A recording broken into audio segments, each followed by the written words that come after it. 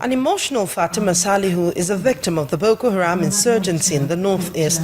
She recalls her experience in the hands of the Boko Haram insurgents and what life has become for her and many others like her since then. Now I don't know anything that I will do in my life. We lost everything, me and my father and mother. And I thank God. Thank you very much. Also sharing their experience are members of the civil society groups who have visited Chibok and Biu in Borno State to aid the displaced persons as a result of the insurgency.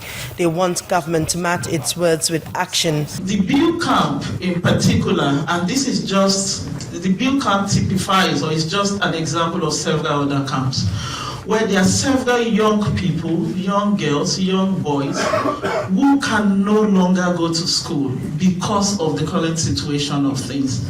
Please, Your Excellencies, and everyone here, in all of this, what can be done immediately so that we are not unconsciously setting up these IDPs for another life? Nigeria's vice president, however, says contrary to insinuations, the return of the over 200 schoolgirls abducted from a secondary school in Chibok has continued to be in the front burner of government's war against terrorism. We must exercise some caution and patience and not sound as if, well, this can be done, but it's not being done. I don't think that that's right. I believe that everything that can be done, especially with respect to the rescue of those girls, is being done. But there are, of course, challenges, and we're trying to address those challenges.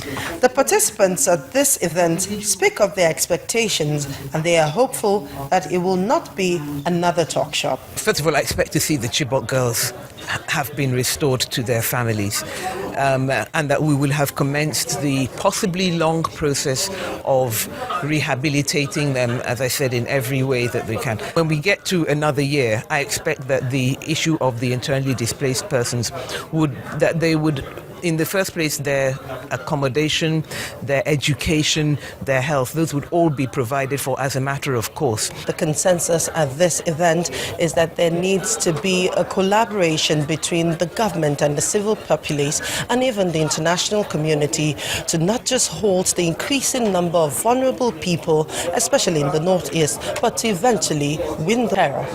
Amaka Okafu, Channels Television News.